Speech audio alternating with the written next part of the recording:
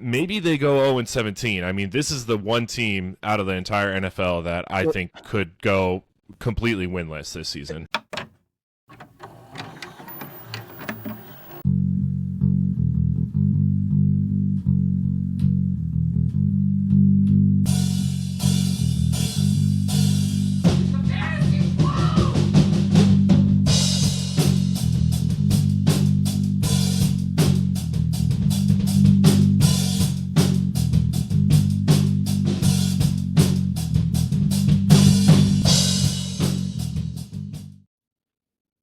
Hey, welcome to the Fantasy Flow Podcast. Andy, you got some snacks there? Snacks. Love my Cheez-Its. Very nice, very nice. I have a beverage, no snacks. But yeah, this episode it's gonna be laid back. It's gonna be just fun. We're talking predictions for the 2025 NFL season.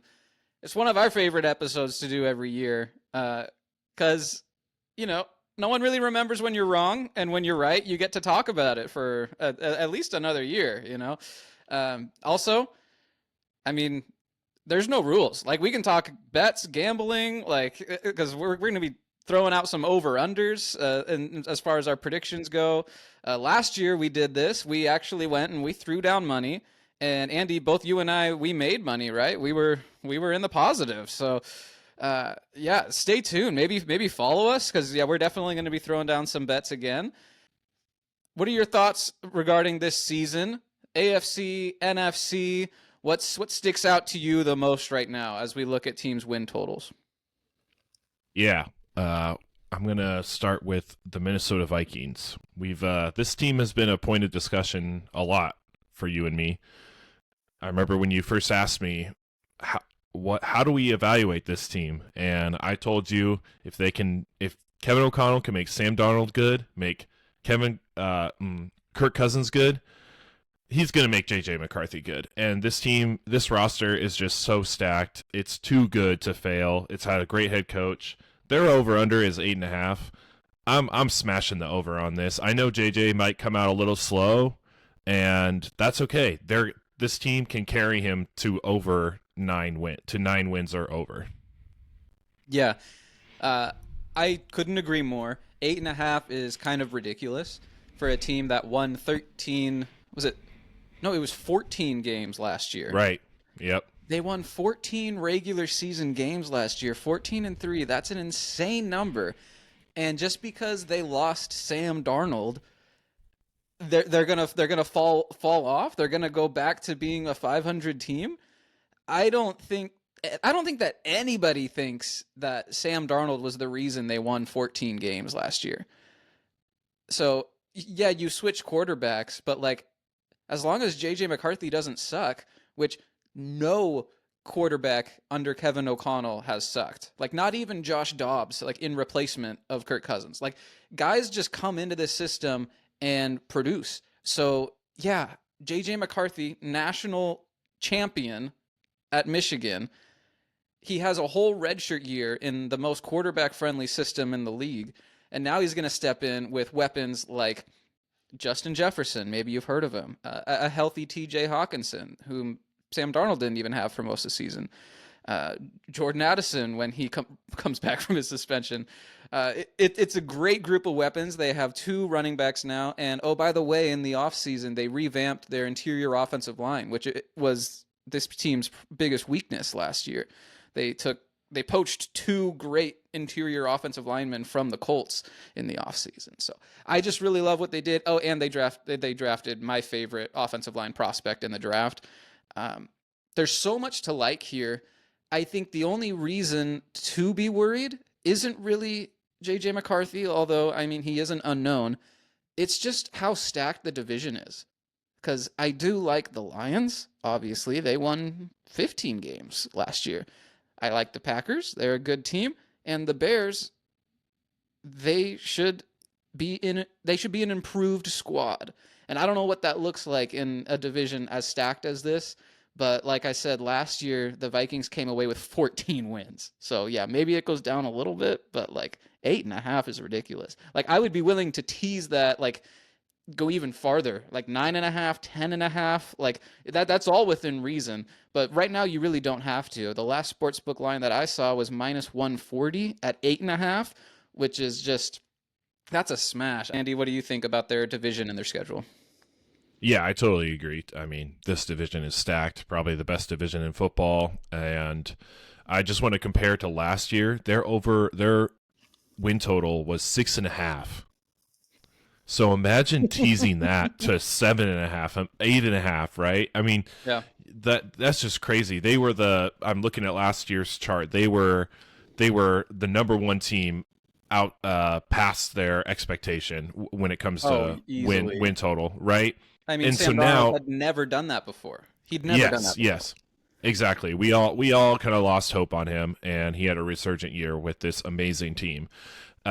They go from 6.5 to 8.5.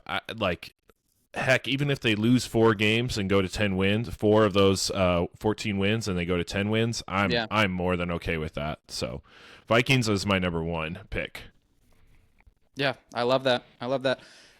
I'll go next, and I'll go with an under. This is a strategy that I capitalized on last year. I talked about it then. I'll talk about it now. The projections for NFL teams that Vegas has are truncated towards the median outcome.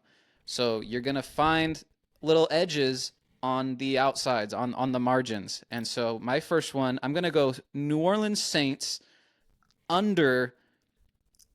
You could get it at 5.5, but I'm going to be bold, and I'm going to say under 4.5 wins in 2025. This Saints team is bad, and it starts with the quarterback position. They have absolutely no idea what they're doing. There's talks of Spencer Rattler starting the year. That's yikes. Their receiver room is yikes because Chris Olave can't stay healthy. It's not very deep. You got Alvin Kamara, but like his offensive line is it's horrible. It's horrible, and more injuries are coming out just as of this week. I think they lost another one for the year. Another one's dealing with a Liz Frank injury. Like, it's just a nightmare. Like, so much so that like Tyrann Mathieu, their Pro Bowl safety, he just called it quits. He said, I retire. Like, there's no point in playing this year. I've got what I wanted out of the NFL. Like, this is going to be a nightmare. Then you have some guys, just old guys who are still clinging to the roster who probably should retire. So, yeah, it's just really tough, and the roster is just old, and it's in desperate need of a reset. And they did reset at the head coach position. It's his first year as a head coach. I don't think it's just not gonna work this year. This is just a reset year. I don't see them coming out on top 5 times. That would be wild, in my opinion. No. This team is going to be completely different next year. It's going to be a complete reset, and this is just like a let me get my feet wet year for that whole team, that new whole regime. I think a lot of people are going to get cut, maybe even during the season, or traded away. This team is just a dumpster fire. Last year they were projected at 7.5 wins, and they hit 5. I was surprised that I forgot that they even hit 5. I thought they just hit 4. So now they're going projected 2 less wins this year, and I would suspect that they even have 2 less wins, go down from 5 to 3. Maybe they go 0-17. I mean, this is the one team out of the entire NFL that I think could go completely winless this season. They really only won 5 games last year. I'm shocked by that. I thought it was 4. And they had Derek Carr for half the year. I just don't get it. I don't get it at all. I think under 4.5 feels pretty safe, which is crazy to say. All right, moving on from the crappy Saints. If you haven't already guessed that this team is going to be on our list, well, then I don't know what you're doing listening to this, because it's the Denver Broncos. 9.5 this year. That's an easy smash, easy over, where you and me both believe in Bo Nix. What, I forget what the stat was. What they had 3 losses, or 3 wins within 1 point. I forget exactly what you said last episode. Yeah, I got it. They went 10-7 last year, and in 1-score games they went 1 win, 6 losses. Thank you. Yes, all that needs to do is go 500 or better in that category, and we have an easy bet right here. This team's going to be deadly. This team's going to be lethal. This team's going to be in your face with the quarterback, with the defense, with the running backs, with the wide receiver weapons. I mean, this is like Sean Payton's wet dream right here, and I can't wait to see how much they succeed. Yeah, it's Sean Payton's wet dream, and I can't wait to dive in. I mean, it's no. Look, we've said it on previous episodes. I don't want to just repeat myself, but yeah, I mean, they've made incredible additions this offseason, both in free agency and the draft, mostly centered around the offense, because guess what? They already had one of the best defenses in football last year. But, just for good measure, let's spend our first round pick on another cornerback opposite the reigning defensive player of the year. So, Right. This team doesn't really have any weaknesses, and Bo Nix, he's so promising, and it feels so validating because I really loved him coming out of college. I loved him like neck up. Like, he's experienced, he's been through adversity, he's just a good coachable, like everything you want in a quarterback. And then he went out there, and what was the critique on him in college? It was too many dump offs, too many short passes. And what does he do in the NFL with Sean Payton, who coached up Drew Brees and Michael Thomas? Like it works. I'm sorry. Like, he's great at it. He's great at it, and they replicated it in the NFL. And in year 2, I think he's going to take a leap, and he's going to improve on an already impressive rookie year going into next year. I think if he had gone into this year's draft, he would have been the number 1 pick, top 3 pick for sure. I think all the other quarterbacks that he got drafted with just had so much more potential and upside, where he was kind of like the unsexy quarterback pick. But Sean Payton saw that and said, I can work with that. It doesn't have to be crazy upside running ability. Like, I just need him to pass it to my talented players. That's like a Brock Purdy, you know? Totally. Yeah, I couldn't agree more. Are you worried about him CJ Strouding this year, having that sophomore slump that people talk about? Because I remember saying similar things about CJ Stroud and the Texans. I believe they were my spicy Super Bowl pick from last year, because the Texans had a good defense, and it just seemed like Stroud was going to take a leap, and they ended up firing their offensive coordinator because they were like, it didn't work. I don't know. Like, we couldn't replicate it. Do you have any worries there? No, I mean, we also have to remember, CJ Stroud lost. He had Stephon Diggs in and out of the lineup the whole year, and then he lost his best friend Tank Dell about a little bit past halfway through the season. I know he didn't look that great anyway, but I think that was a lot of injury related. I think that was a lot of offensive line related issues that now they got even worse, talking about Houston. But no, I don't anticipate that with the Broncos. Yeah, I agree. I think their offensive line is perfectly healthy. They were good last year, and they've had a great camp, good vibes. Like every report that's coming out of that building is positive. And the thing that gives me the most trust in this team is Sean Payton. He just has such a track record, and he's never had this crazy down year where people get fired, like we saw with the Texans last year. There's just more institutional trust, more data there. So I love that pick. My second pick, again, same theme about capitalizing on the fact that Vegas kind of counts on the median outcome. We picked the Saints over here. I'm going to pick the Eagles as my second team to go over 11.5 wins.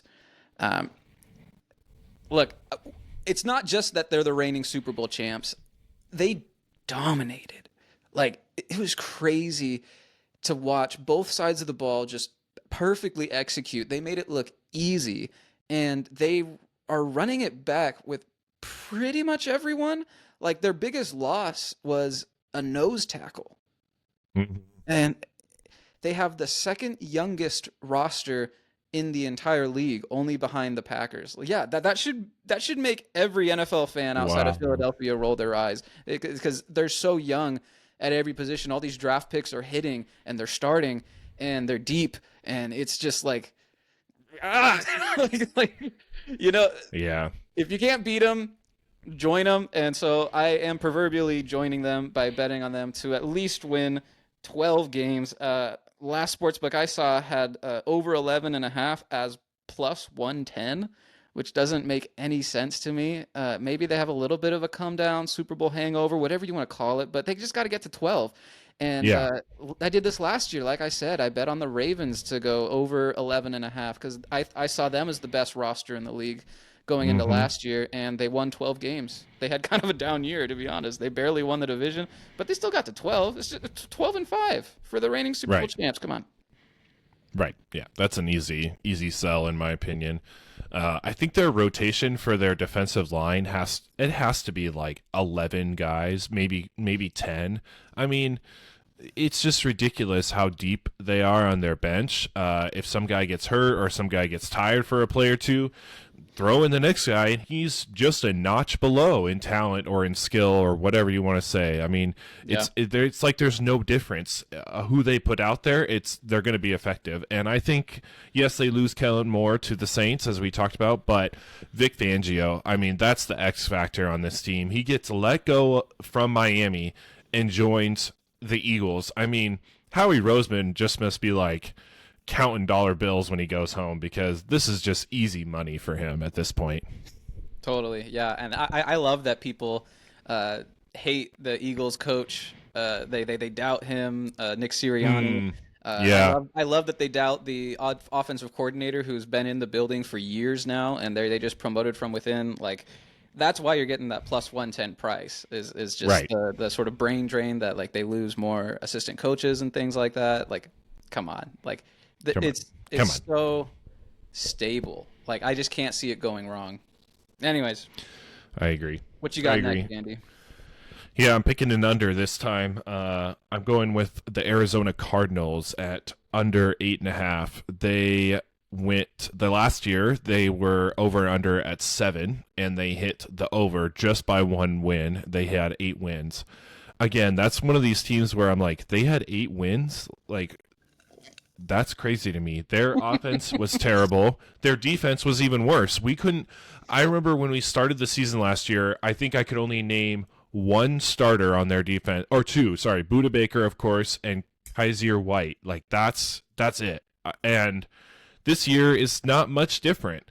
I know they revamped the defense, so hopefully it should be better, but I just don't have really a lot of faith in the offense except for James Conner. Kyler Murray, it's such a hit and miss type of guy and mood and everything about that team is just like they're either going to score 40 on you or they're going to struggle to move the ball the entire game until the last 2 drives of the fourth quarter or something like that. And it's just hard to trust a team like that. Their over-under is at 8.5. It's up from last year, and they only won 1 more game than their over-under. I just can't trust this team, and I'm picking the under at plus 110, which is a great price in my opinion.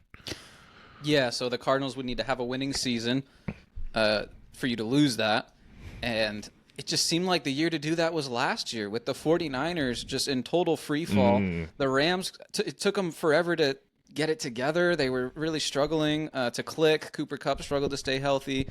And yeah, it was just still a little too early in the McDonald's system for the Seahawks, and they still went 8-9. So it's like this year with the 49ers having this incredibly easy schedule, the Rams adding Devontae Adams, and just that defense just getting another year into its prime with all those young players, I don't really see there being room for the Cardinals. And yeah, I just wanted to bring up those two teams, the 49ers and Rams, because those are like my honorable mentions. Not that we're really doing that, but like I love the over for both of those teams. And the fact that I love the over for both of those teams kind of like makes it difficult to pick either of them. And there's concerning injury news coming out about the Rams. You know, Matthew Stafford slipped a disc or something. The offensive line has some injuries that like we're really just not sure about right now because teams don't have to report to the media. The rules are just different in preseason as opposed to in season. So there's a lot of murkiness there. And then with the 49ers, I don't really even believe in that team. They have so much turnover, lost so much talent, but their schedule, Andy, like have you looked at their schedule? Like, I know we've heard that like they have a really easy schedule because they finished 4th place last year, but like if you look at their schedule, it is dumb. Like, so I don't know. Like maybe that team just messes around and wins 11 games and wins the division. Like Right. I like the over for both of those, but I didn't pick the 49ers either because Vegas knows that they have an easy schedule. So Right. you'd Right. have to go, I think it's over 10.5, and you're not even getting a good price for that. So for my third team, I ended up staying in the NFC, but I went to a different division. I went over 8.5 for the Atlanta Falcons at plus 125. This is just a projection that Michael Penix Jr. is that guy and that he's going to take a leap this year. Not going to sophomore slump. He's going to actually show you what he's capable of with a full offseason as the starter. And, I mean, look, if he's not the guy, then like Kirk Cousins is right behind him, and Kirk Cousins is supposedly healthy right now. He's had all offseason. So, like, I feel like you're pretty insulated from injury. But, Andy, I want to read you some teams on the Falcons schedule, and you just stop me when you hear a difficult opponent. Okay? Okay. The Saints. The Saints again. The Panthers. The Panthers again. The Dolphins at home. The Colts. The Jets. The Seahawks at home. Going to Boston to play the Patriots. Yeah. Okay. Yeah. Going to Arizona to play the Cardinals. Like, I think I just listed off like 9 matchups, and those aren't even difficult. And so if you can at least split with the Bucks and take care of the Panthers and the Saints twice, then that's 5-1 right there in your division. And then, yeah, you just got to beat up on some of these lesser teams. I definitely think you can get a winning season out of this team. What did you say the over-under was? 8.5. Yeah, last year they were 9.5, and they won 8 games. And really, they were the head of the division. No, dude, they were so good those like first 9 weeks or so. I mean, they were like 6-3, leading the division. Yeah. I mean, they were, and then Kirk Cousins gets hurt. I mean, if you've watched the quarterback show, he kind of explains like what happened. We see the tackle or we see the hit that he took, and it just went downhill from there. They just relied on Kirk Cousins too much. They didn't want to pull the switch and put Michael Penix in. So I'm about it. I have Michael Penix in Dynasty, so I really hope you're right. I really hope the Falcons take a huge leap up forward. It's going to be interesting. They could be the Bengals of the NFC because their defense is so shot, and their offense is going to need to score a lot of points to keep up with the other team that they're facing. So, yeah, I'm about it. I'm not threatened by their schedule, and what they did in the draft, I don't know that I love it from like a strategy standpoint, but I love it for 2025 because they went and sold their future first-round pick to add 2 first-round defenders, Jalen Walker, outside linebacker from Georgia, and James Pierce Jr., a terrifying edge rusher with incredible speed from Tennessee. I have high hopes for both of those guys, but if just one of those can be an impact player right away, I think this defense is a little better than most people think. That was 6, right? Yeah. All right. So to recap, Saints under 4.5, Falcons over 8.5, Eagles over 11.5, and then Andy, your 3? Yep. Minnesota over 8.5, Denver over 9.5, and the Cardinals under 8.5 wins. All right. Yeah. So you guys feel free to follow along. Bet responsibly. Probably don't parlay all 6 of these, but if you do, let us know. That'd be awesome. That's what we got for over-unders. And now, for our next segment, we're going to talk about Super Bowls, baby. Super Bowl! Who's going to be in the Super Bowl in February? Andy, we are going to hit our listeners with 2 predictions each. One is going to be traditional, and the other one's going to be spicy. Was I hungry when I made this segment? I'm always hungry. That's my secret. All right, Andy, what's your traditional Super Bowl prediction. Okay, who has the best 2 rosters in the NFL? We already know one answer is the Eagles. The second answer, Baltimore Ravens. That is who I'm going with the Super Bowl. This was my exact pick last year. Last year, I said the Ravens are going to win it. This year, I'm going to say the Eagles are going to go back-to-back Super Bowl champions. I know. Chalk it up. Let me get the chalkboard and get my chalk because I'm all about it. But I don't care. Those are the best 2 rosters going into the season, and I'm sticking with that as my reason. So last year you predicted the Ravens would beat the Eagles in the Super Bowl. Correcto. Right on, man. Yeah. Last year I predicted that the 49ers would exact revenge against the Chiefs in the Super Bowl. So we both got kind of half of the equation. Yeah, I'll take it. Well, this should hardly come as a surprise, but my traditional Super Bowl prediction is the Philadelphia Eagles over the Baltimore Ravens. So literally the exact same thing that you said. No way. We did not know this coming into this episode, so that's awesome. Yeah, well, I mean, man, like I already said, the Eagles are the second youngest roster in the league. Yeah, they're basically running back one of the most well-rounded teams we've ever seen. The passing game with Jalen Hurts, A.J. Brown, and the Slim Reaper, and then the running game with Saquon and that line, and then the defense, the stacked defensive line, the linebackers, Zach Bond coming out of nowhere to be an All-Pro, and then the secondary where they're hitting on all these guys on rookie contracts. Cooper DeJean, shout out. Man. And then the Ravens, they're just due. And that's a horrible argument because we see teams all the time who are due that don't get there, like the Bills.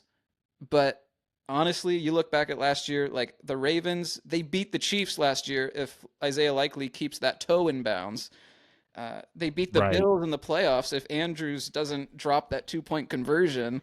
So it's they're right there. And man, sorry, but I think they were the best team in football last year on paper, and this year their biggest weakness was the secondary, and they drafted the top safety in the NFL draft, and they signed Jair Alexander from the Packers. So, Yep. Coming back to the Eagles, they spent their first their first 5 picks all on defensive players. I mean, that's how much trust they have in the existing offense, and that's how much they realize that defense wins games. And then, with Baltimore, I mean, when you talk about coaching, when you talk about scheme, when you talk about talented players, and Lamar is the difference maker here. I mean, he is everything for this team, and we're all just living in his world. Totally. I totally agree. All right, Andy. So those teams are kind of favorites. 100%. What's your spicy Super Bowl prediction for 2025? Yeah. So the AFC is tough because only one team out of the Bengals, the Chiefs, the Bills, the Ravens, the Broncos, the Chargers, only one team can come out of there, and they're going to be beating each other up in the playoffs. However the seeding goes, it's going to be a bloodbath in the AFC playoffs. Always is. My spicy pick is going to be the Bills come out on top. Josh Allen, X Factor.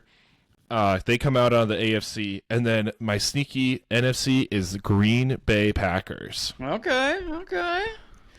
I mean, we haven't seen Green Bay in the Super Bowl in quite some time. Jordan Love can stay healthy. This team is very well-rounded, and they just drafted a wide receiver.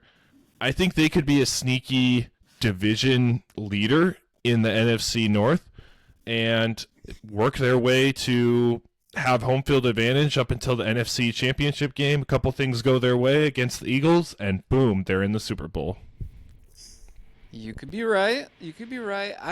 I see the Packers as the third best team in their division.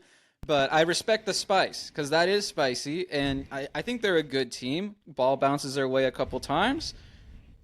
I can definitely see it. Yeah, I can see it. Matt LaFleur is one of the most consistent coaches in the league. He has one of the best win-loss records of any active coach in the league. And yeah, there's not a lot of good reasons to doubt the Packers. I would just point to just the strength in their own division and how tough that's going to be. But I'm going to talk about both sides of my mouth right here, because my spicy prediction for the Super Bowl, I have the Broncos taking down the whole thing, surpassing the Chiefs for the first time in a decade. I think the Chiefs are on their way down, and I think the Broncos are absolutely on their way up. The Broncos obliterated the Chiefs in Week 18 last year when the Chiefs were resting starters, so it doesn't count. And then their other matchup we already talked about with like the blocked field goals, time expires. Okay, the Broncos had them. Okay, so they split games. These are very evenly matched teams. I think the Chiefs got worse this offseason. I think the Broncos got even better. And I don't know how many games this Broncos team is going to lose. So if we're being spicy, why not just send them all the way to the Super Bowl? Sure. And on the other side, I got the LA Rams. And I picked the Rams as my spicy Super Bowl team last year. And honestly, they didn't really disappoint, because they were spicy as hell. They won the division. They won a playoff game, and they went toe-to-toe with the eventual Super Bowl champions in that playoff game. It was real close. And, yeah, I think, if this whole Matthew Stafford thing, they're just being hyper-conservative like Sean McVay always is in the preseason. If that's all this is, I think the Rams' ceiling is really high. And if it's not the Eagles, I think maybe it's the Rams. So, yeah, I got Broncos over Rams. All right. Well, now we are going to move on to MVP predictions. Who's going to win MVP? And Andy, I hope you don't mind, but I'm going to take us all on a little bit of a journey. I did a deep dive into the MVP. Okay, I did this a couple years. No, it was a few years ago at this point. I systematically eliminated every single NFL player until I had honed in on one player that I knew was going to be the MVP. I said, I'd figured it out. And I threw some money down on Tom Brady to win the Super Bowl when he was with the Tampa Bay Buccaneers. And he did not win MVP. They gave it to Aaron Rodgers back-to-back years. And all Tom Brady got was a little Super Bowl trophy. So I was way off. I think he finished second in MVP voting. But anyways, I went through and I did another deep dive this year. And this time I'm going to let the audience in on it, okay? So over the last 12 years, every NFL MVP has been a quarterback. And it's been a quarterback who won their division. So I'm looking at all the NFL players, and immediately we can narrow down the MVP to 32 players. Now, they also need to win their division. So I'm looking at all the quarterbacks on teams who cannot win their division, and I eliminated 13 of them. Would you like me to read them aloud for you? Sure, let's hear it. Whoever the Saints are starting at quarterback, whoever the Browns are starting at quarterback, whoever the Colts are starting at quarterback, Bryce Young, Justin Fields, Russell Wilson, Tua Tagovailoa, Cam Ward, Drake May, Sam Darnold, Geno Smith, Kyler Murray, and Dak Prescott. Those teams are not winning their division, therefore their quarterbacks cannot win MVP. So now we're down to, 19 players? Okay. Again, over the last 12 years, every NFL MVP has been a quarterback who won their division, and their teams averaged exactly 13 regular season wins.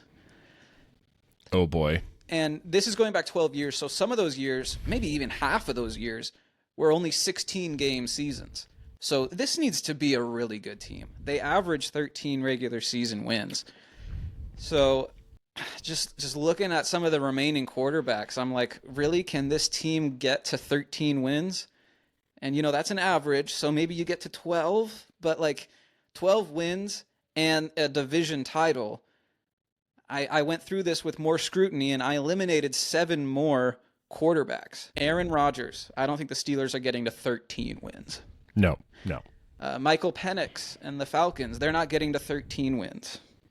Okay. Trevor Lawrence and the Jaguars. Caleb Williams and the Bears. I'm eliminating Baker Mayfield. I don't think the Bucs are a 13-win type team. I'm eliminating Joe Burrow because I don't think that defense is going to allow them to get near 13 wins. And I'm eliminating Jordan Love because in that division, that stacked division, I don't see the Packers either winning the division or getting to 13 games. Okay.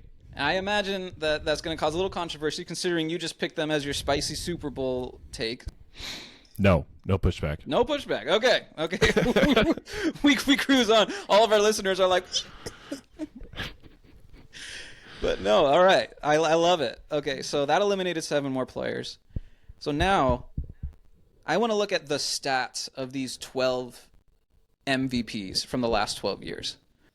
I averaged all of their stats. Okay, so these are the stats of MVP winners on their MVP season. They averaged 42 total touchdowns and 10 turnovers. That's an incredible season, right? So yeah. you are a quarterback who wins your division. You win on average 13 games, score 42 total touchdowns, and only commit 10 turnovers. Okay. So now I'm looking at the remaining quarterbacks, and I'm like, okay, which quarterbacks cannot reasonably approach 42 total touchdowns? I eliminated J.J. McCarthy. Yes. First year, I mean, I love the kid's situation, but come on. And also, we're talking only 10 turnovers. I eliminated C.J. Stroud.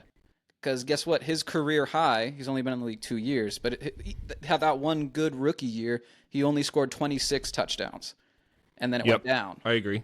Okay. I agree. I eliminated Brock Purdy. Okay, he's been in the league a bit, but his career high touchdowns is only 33. That was his best season ever, was 33 touchdowns. Could it go up? Probably not this season. I mean, all of his weapons are hurt. Okay. Okay, I eliminated Jared Goff. Okay. His career high in total touchdowns was last year, and that was 37. So that's almost close enough. Yeah. He committed 12 turnovers, scored 37 total touchdowns. He honestly had the best year of his whole career, and then he lost his offensive coordinator. I don't know. Maybe there's a little projection there. He's easily the closest player that we've eliminated in terms of statistics. And then the last player that I eliminated because of this was Jaden Daniels. Last year, Jaden Daniels, he scored 31 total touchdowns last year. Okay. Only committed 9 turnovers.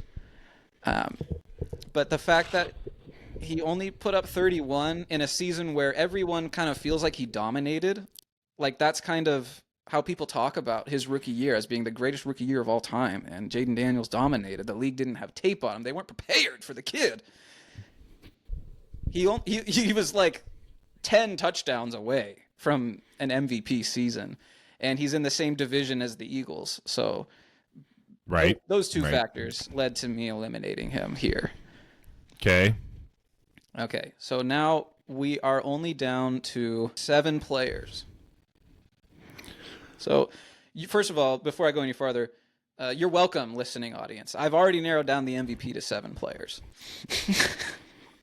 Now we get into like narratives. So, because these are all teams, these are all quarterbacks who could win their division, who could have this MVP type year where you're around 42 touchdowns and 10 turnovers because they've done something similar so far in their career. In some cases, I mean, some of these guys have won MVP. Like some of these guys are in the sample size. So right. I want to talk about Josh Allen off the rip because I think he's the reigning MVP. He's probably the odds-on favorite to win it. But I think one of the biggest reasons why he won it last year was because he was like the new hotness and he hadn't won it before. So he just won it last year. He's not the new hotness.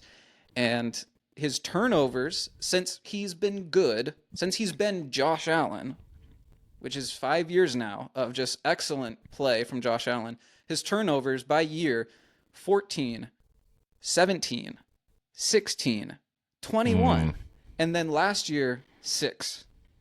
Wow. Yeah. Okay. So you get an MVP trophy when you only turn the ball over 6 times, and you're Josh Allen.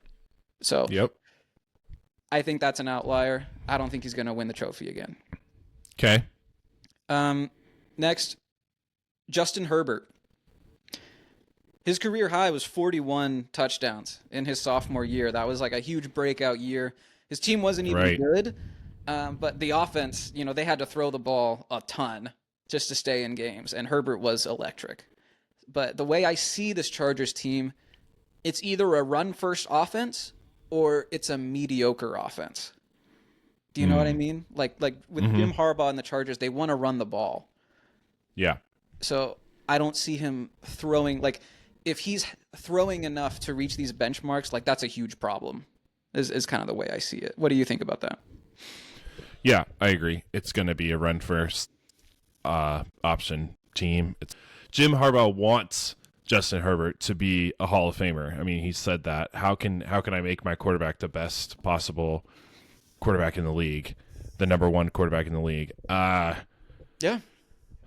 So you're right. It's either going to be run first or struggle to move the ball. Jalen Hurts. I just don't think he's ever going to really get that kind of individual credit being on such a loaded team. Sure. You kind of get that feeling. I feel this way about Jared Goff as well. It's like if their team succeeds, he's like 4th or 5th in terms of who gets the credit. It's very possible, but that just narrative-wise, that's kind of how I see it. If they were to repeat with Saquon, going for 2,000 yards again, Jalen Hurts isn't winning the MVP. That's how I see it. Okay. Patrick Mahomes. The offense is, frankly, below average lately. And Travis Kelce's getting up there.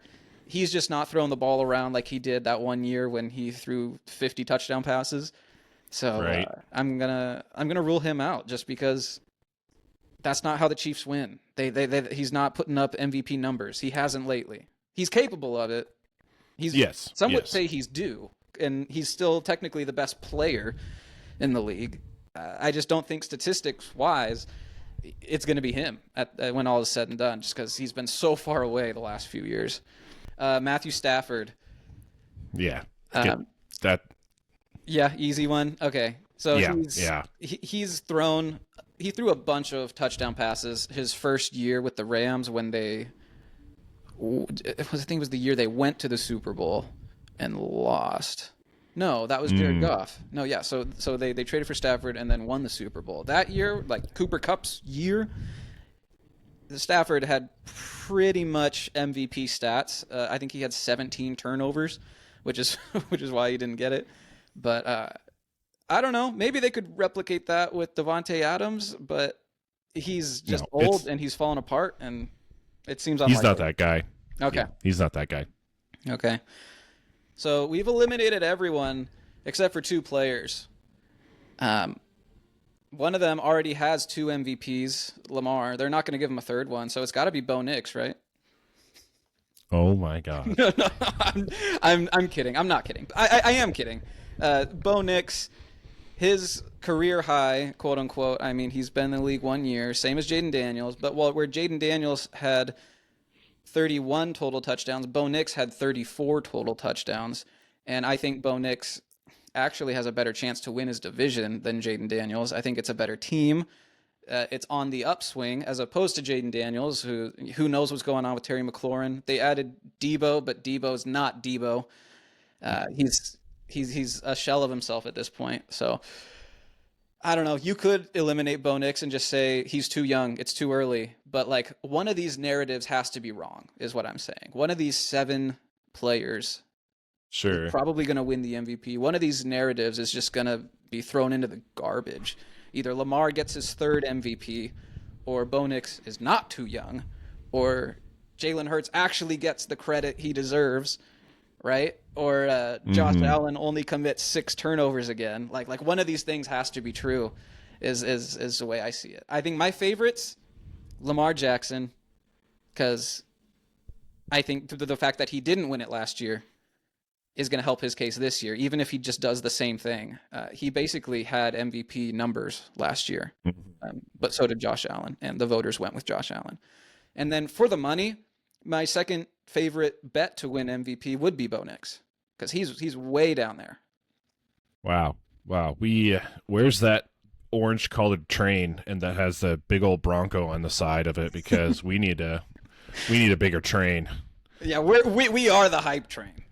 Yeah, we are the Broncos train. I'll get one. I'll get a prop for next episode. Right. What a display of stats and narratives. Maybe a little too much. I gotta say, no. I mean, you thought deep about this, and I can appreciate that to the full extent. Man, knock it on a couple guys though.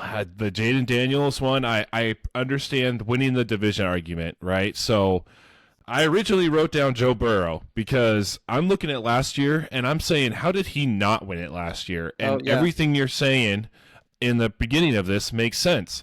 He didn't have enough wins and he didn't win his division. His stats were unreal. Yes. Most attempts, most completions, most touchdowns.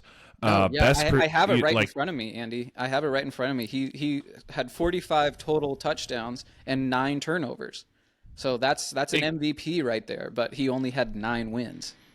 Exactly, and he didn't win his division. And so kind of using your information to reevaluate my evaluation, I'm going to go with Brock Purdy because this man got paid. This man has the easiest schedule, and now he has Christian McCaffrey back. I think they can hit double-digit wins. I think they can hit 13 wins, and I think they can win their division. And he might be in that Jalen Hurts type of category of never getting the full credit, but if he puts up the numbers to back up his stats and back up that conversation and back up that narrative, I don't see why he can't be in that conversation. I think the biggest hurdle, though, is those two things that you keep on hammering, is winning division and getting 12 to 13 wins. Yeah. Look, 13 wins in a division title is totally within the realm of outcomes for the 49ers. He would need to set a new career high in passing touchdowns. And with this group of weapons, Ricky Pearsall, Juwan Jennings, he'll get Brandon Ayuk back at some point. Look, it's possible. George Kittle. It's possible. Yeah.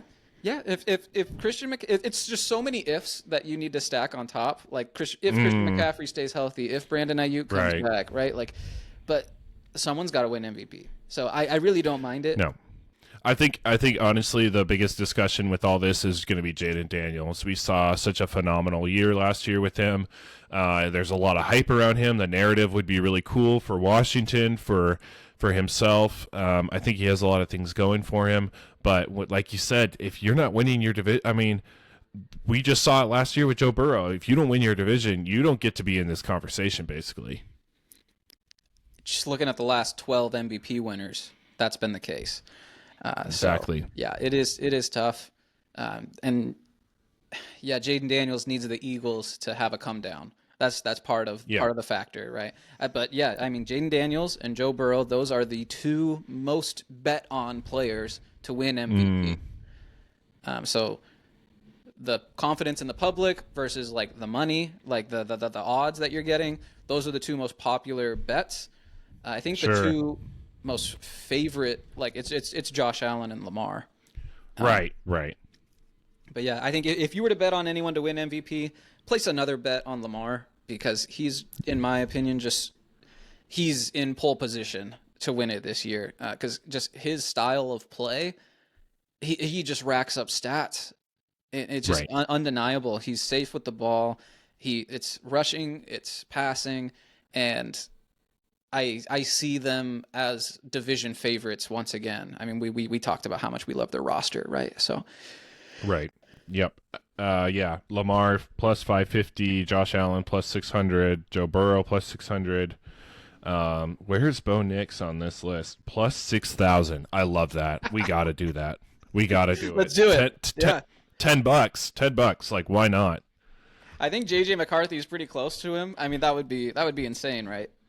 That would be crazy for That's too Minnesota. crazy. They would, Okay. yeah, that'd be too crazy. I mean, we expect Minnesota to be good, but I don't know if we expect JJ McCarthy to come from Michigan to losing the entire season because of injury, and then coming back and just being an MVP level guy. That's a bit of a stretch for me. Yeah.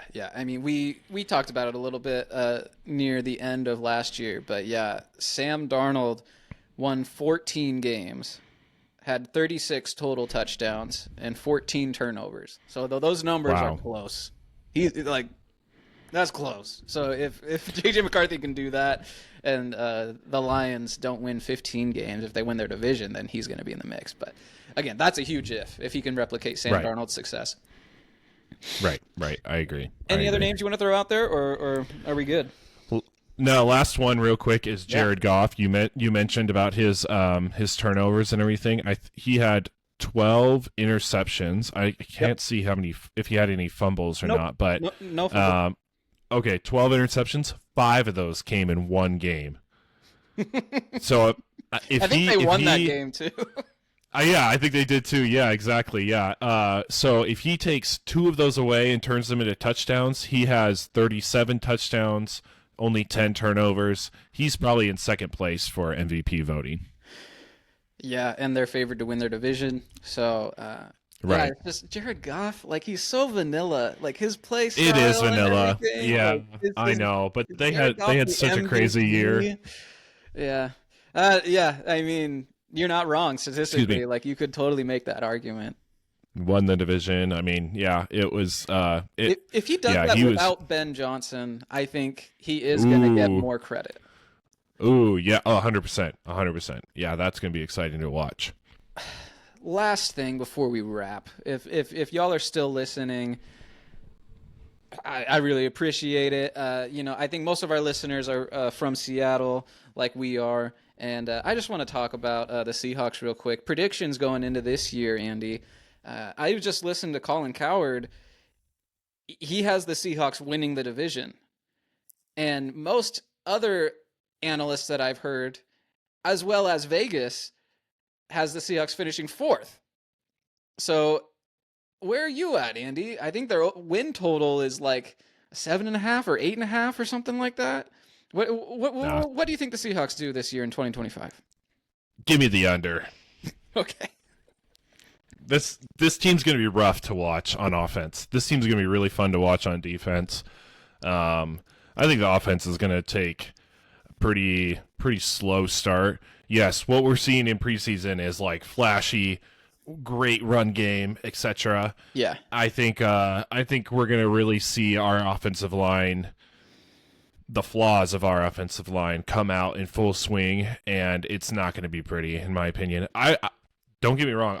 I would be happy to be wrong on this, but of course, that's what my gut is telling me. And I think next year is going to look really good. I think the defense is going to be really fun to watch this year. But new quarterback, new wide receivers, we'll see with Kenneth Walker. I don't think he lasts the whole year. Yeah, it's just it's hard to believe in this team to win the division, especially to win the division. Yeah, not with that attitude. Look, well, I love. Hey, I love what we're seeing from Gray Zabel so far. He seems like a real one. I just, I share some of your skepticism. You've already heard us give so much credit to Kevin O'Connell and the Vikings. It would be hypocritical to say, well, Sam Darnold's this great quarterback and he's coming over here and he's going to replicate that success. Like, no, we're giving more credit to the Vikings system than we are to Sam Darnold. We did an episode dedicated to the Seahawks. I think it was like at the beginning of free agency or going into free agency. It was like a roster breakdown, and we loved this team where it was at. We're like, oh yeah, we're sneaky, we're under the radar, we have this continuity. Geno Smith, DK Metcalf, Tyler Lockett, like Noah Fant at tight end. Like it's gonna be fun to watch. And then they just blow up the offense. So yeah, it's hard to get too excited, honestly. And last year with the 49ers just taking an absolute nosedive, that felt like a missed opportunity. So Anyways, yeah, bummer of a note to end it on, but I'm surprised. I'm surprised he's so high on the Seahawks compared to what the Rams got going for them, what the 49ers got going for them. yeah. I feel like we're kind of shoved into the corner, and we're one of those teams that not a lot of people are talking about, and I'm okay with that. We don't need to be a high subject. We don't need to be on the headlines of anything. Let's just go and have fun, win a couple games, at least get to 500. I'll be happy with that. Yeah, I think we will be somewhere around 500. I think the defense is a little too Right? good for our floor to be much lower than that. And Colin Cowherd, he would never admit it, but like he's from Washington. Like he's a little Yeah. bit of a homer. I don't think he can really shake that. And yeah, he's really worried about the Rams with Matthew Stafford and the 49ers. He just doesn't really have faith that they're going to be good. I think on paper they lost a lot of talent. So he's leaning more into that and less on the schedule. I don't know if he's even looked at the schedule. He's a busy guy, you know? So that's kind of my take on it. But yeah, no, I think he's always loved Sam Darnold too. I mean, he was so high on Sam Darnold when he was coming out of USC. He loves himself a thick, trunky coastal kid. Tall. That's his, Yeah, yes, yeah, exactly. yeah. He is. Yeah. He's got a type. He's a big fan of that. I'm excited to see how the Seahawks go against the Chiefs. We got to see, what a great preseason so far. We get to go against Pete Carroll and the Raiders, and it ends in a tie with a blocked field goal to end the game. I mean, what an exciting game. Pretty much like 80% of the game was exciting to watch. And now we get to go against the Chiefs, like Super Bowl, coming off their Super Bowl loss, but going to the Super Bowl. So I mean, it's like these are two great teams that we get to go try all these new things against, and then just to see how the offense flows. I'm looking forward to the next preseason game. Totally, yeah. We held Ashton Genty to -1 yard. I mean, that's like the Seahawks backups really bottling up the Raiders starters for those first couple drives. So that's good to see. Kind of yikes if you're a Raiders fan. I'd be a little worried. Not about Ashton Genty, but just the fact that the starters couldn't get anything going. But yeah, I don't know. It's too small of a sample size to really say. But yeah, sure, it's been fun so far. All right, I think that's all for us. Have a good one. Thanks, y'all. Yep. Bye. Thanks a ton for making it to the end of the episode. You're a real one. Don't forget to like and subscribe. That's a free, easy way to support the show, and it really helps us out. And leave us your comments down below if you're on YouTube, or send in your questions at the Fantasy Flow Podcast at gmail.com. Until next time.